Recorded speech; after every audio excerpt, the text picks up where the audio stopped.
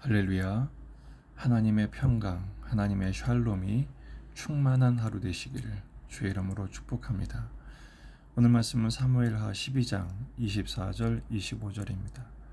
다윗이 그의 아내 바세바를 위로하고 그에게 들어가 그와 동침하였더니 그가 아들을 낳음에 그의 이름을 솔로몬이라 하니라. 여호와께서 그를 사랑하사 선지자 나단을 보내 그의 이름을 여디디아라 하시니 이는 여호와께서 사랑하셨기 때문이더라. 아멘.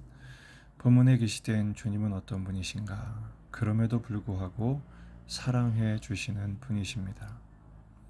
다윗이 밧세바와 낳은 첫 아들이 죽고 말지요. 금식하고 철야 기도를 다했지만 그 아들을 거두십니다. 왜냐하면 죄의 대가를 지불해야만 했기 때문입니다. 하나님의 나라는 정성을 다하고 간절하게 기도한다고 해서 들어주시는 방식이 아닙니다. 성결해야 합니다. 그래서 하나님은 죄의 문제를 해결하게 하신 후에 주님의 위로와 사랑으로 두 번째 아들을 낳게 하시죠. 바로 솔로몬이었습니다.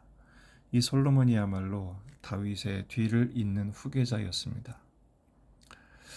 세상적인 기준으로 본다면 다윗이 전성시대를 구가할 때, 승승장구할 때 태어났어야 했습니다. 하지만 본문은 다윗의 범죄로 첫 아이가 죽고 밧세바와의 사이에서 첫 아이가 죽고 범죄를 책망하시고 그리고 다윗으로 하여금 자복하고 회개한 후에 위로와 사랑의 아들을 주시는 방식과 순서대로 솔로몬이 낳게 하셨다는 것입니다. 다시 말해 솔로몬의 출생은 오직 하나님의 은혜가 무엇임을 설명해주는 교과서와 같습니다. 솔로몬의 이름은 본문에 두 가지로 소개되어 있는데요. 하나는 솔로몬입니다.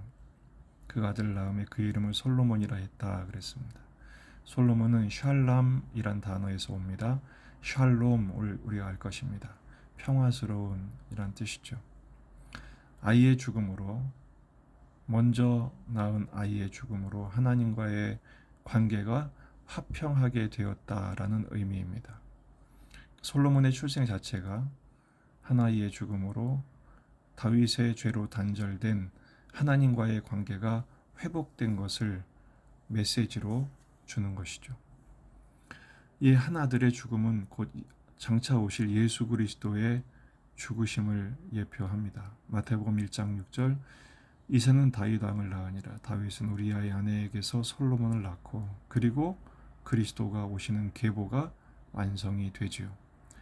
예수님의 죽으심은 우리를 하나님의 사랑의 자녀 삼으시는 목적을 갖고 있다는 것을 말씀해 줍니다. 요한일서 4장 10절 사랑은 여기 있으니 우리가 하나님을 사랑한 것이 아니요 하나님이 우리를 사랑하사 우리 죄를 속하기 위하여 화목제물로 그 아들을 보내셨습니다.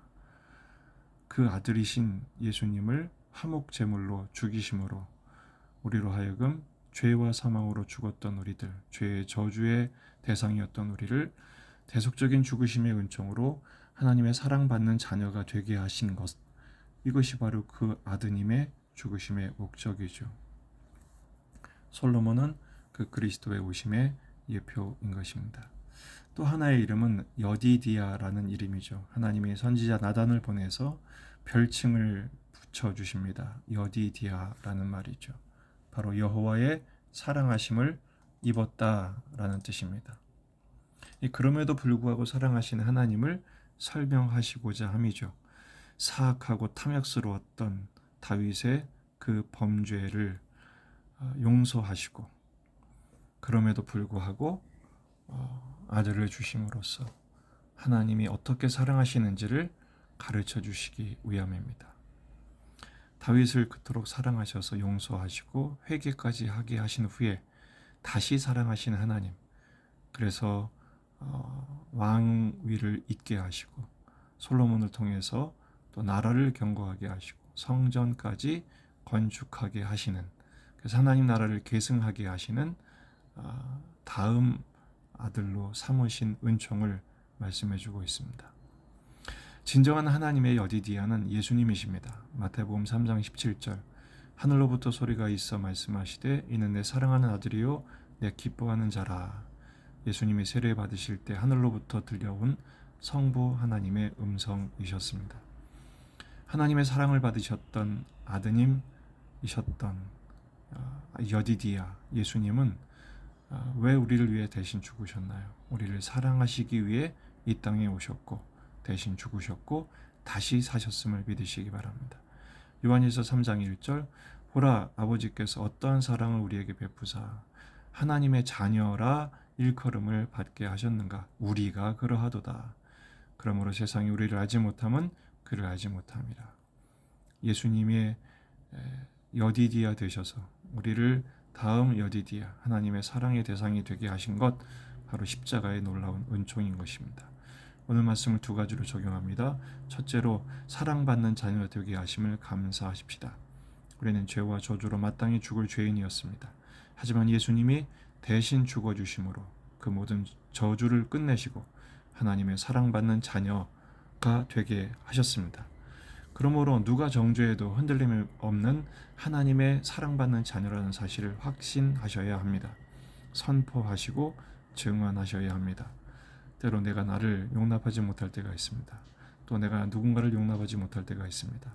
하나님의 사랑받는 자녀됨을 깨닫지 못한 결과이죠. 하나님의 사랑받는 자녀됨을 감사하시고 담대하시고 확신하시기 바랍니다. 두 번째는 하나님의 사랑받는 자녀라는 확신을 갖게 되면 다시는 죄에 빠져서 하나님을 대적하는 자리에 서지 않도록 해야 합니다. 예수님 안에서 하나님 아버지와 화평을 누리며 이웃과 사랑하며 살아가야 합니다. 죄인의 길, 악인의 길, 교만한 자리에 서지 않고 이 화평의 복음, 십자가의 사랑을 묵상하고 실천함으로써 하늘의 평강, 하늘의 샬롬을 누리고 증언하는 증인의 삶을 살아내는 하루가 되시기를 주의 이름으로 축원합니다.